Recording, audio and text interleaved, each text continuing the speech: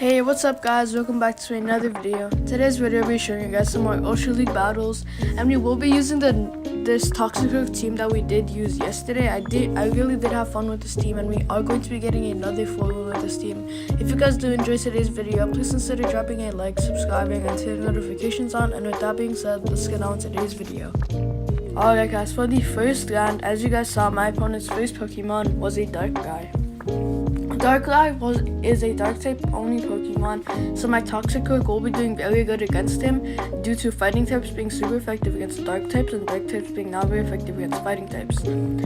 Since he did make a swap out into a Venusaur to try and counter my Toxicroak, I did decide to make a swap out into my Charizard. This is what I really like about this team, is because sometimes there are barely any counters against a Toxicroak. Mainly it's gonna be those Swampers because ground types, or any ground type Pokemon because ground types will be doing super effective damage against poison types. But if he does go up against a fairy type Pokemon like a Togekiss, Granbull, or Clefable, he will still perform very well because I do have those double moves with Mud Bomb and Sludge Bomb, and both of those moves charge up very fast, so you can do a bunch of shield baits with that. My opponent's Venusaur does faint there from my Charizard, and he does make another swap out into a Darkrai. Good thing he didn't go for the farm down. That was very good. If he did go for the farm down, then I would have been able to get to my Dragon Claw, and he would have had to throw in another shield. So he does make a swap out into a Swampert, and that is also what I like about this team, is because if there is a Pokemon, like a Pokemon that Toxicroak will not be able to defeat, like a fairy type Pokemon like Togekiss maybe, Togekiss does have those moves, or he is a flying type Pokemon, so those Mud Bombs will be doing not very effective damage.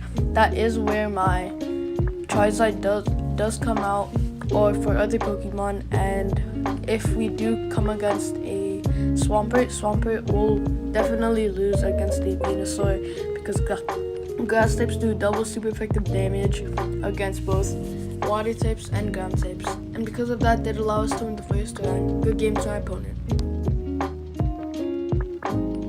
Alright guys, for the second round, my opponent's first Pokemon is a Poliwrath. Poliwrath is a water and fighting type Pokemon, so both of us will be doing neutral damage attacks with our with his ice type moves, and his fighting type moves he will be doing that neutral damage against us. And my Mud Bomb and Sludge Bomb and my counter will also be doing neutral damage against him. He does get his charger move up. This is probably going to be an ice punch, but I did think that it was going to be a dynamic punch at the time because he did over farm, and it does only take like 3 to 4 hits to get to that ice punch, especially with Mud Slap when your charge moves do charge up very fast with that fast move. Both of us are down by 1 shield. My Mud Bomb does charge up, but it's going to be doing a good amount of neutral damage, but not enough to faint him from the health that he is at. We do see another shield come out, and from here I'm thinking if he does have a Charizard in the back, because I do plan on, instead of shielding here, I do plan on letting my Toxicroak faint and then making a swap out into a Venusaur. If I did let that happen, then I would have been able to get a good amount of energy off, and if he did make a swap out into a fire type Pokemon, my Sludge Bombs will be doing a good amount of neutral damage. He does have 0 shields left. My Venusaur did only take like 1 health, or that Pokemon did only take 1 health away from my Venusaur. He does make a swap out into an Umbreon. Umbreon is a dark type only Pokemon, but he is very glassy.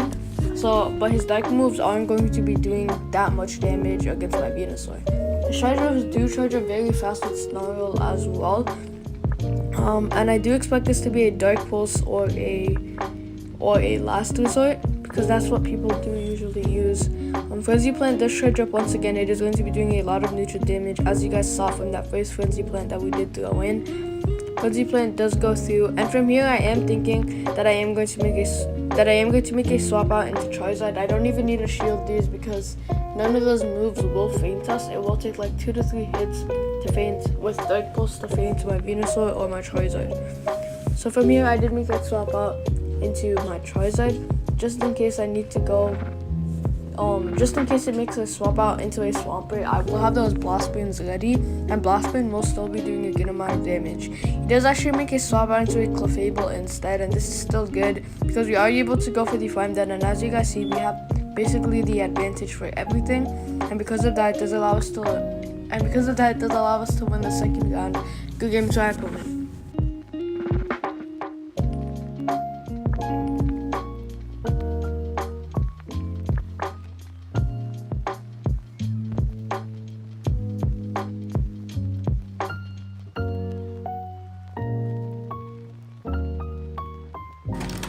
Alright guys, for the third round, my opponent's first Pokemon is a Roserade. Roserade is a grass and poison type Pokemon, so both of us will be doing not very effective damage against each other due to grass types being not very effective against poison types. My fighting type moves will also be doing not very effective damage against him due to fighting types being not very effective against poison types. So we will be doing not very effective damage against him. We did get a shield on our first Mud Bomb that we did throw, so I did decide to mirror that shield that he did throw, and I did decide to throw in a shield as well. He did throw in a Sludge Bomb. Although it is going to be doing not very effective damage, it surely will faint us from the health that we are at. I do decide to go for the shield bait with that first Mud Bomb and throw in the Sludge Bomb for the second one, or second Treasure Whip that I did throw, and we did actually get the first faint on that Roserade. He does make another swap out into Empoleon. Sadly, we won't be able to get to that Mud Bomb. If we did get to that Mud Bomb, it would have been doing super effective damage due to ground types being super effective against steel types. Due to Empoleon being a water and steel type Pokemon and having access to moves like Drill Peck and Flash Cannon and Hydro Cannon, that will be a pretty good swap for my Venusaur to come out, because although Drill Peck will be doing super effective damage, as you guys saw there, it did not faint us. It did get us to almost half health there, and he does make a swap out into Blaziken. Instead of throwing in my Blast Burns, I don't even have to, because my Dragon Claws are going to be doing a good amount of neutral damage, while all of his Fire type moves and his Fighting type moves will be doing not very effective damage. Fire types against Fire types will be doing not very effective damage once again, so my Fire Spin and Blast Spin will be doing not very effective damage, although Dragon Claw will be doing neutral. Blast Burn is still a way stronger move, even if it does do not very effective damage.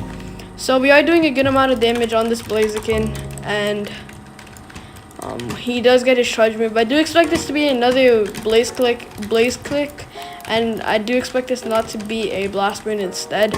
So my Dragon Claw does charge up. I didn't even have to throw any shield for that. Dragon Claw, he is 1 HP right there. Now we are about to get the faint, and he does make his swap onto his final Pokemon, that Empoleon. Venusaur will be doing neutral damage with his grass type moves, and he does get his treasure off. Even if it is a Hydro Cannon, it will faint my Venusaur. He does throw in a Drill Peck, but I did have that extra shield left. Frenzy Plant does charge up. It is going to be doing a good amount of damage. Frenzy Plant, and he does have 0 shields left, so this Frenzy Plant will surely go through, and because of that, did allow us to win the third round. Good game to our opponent.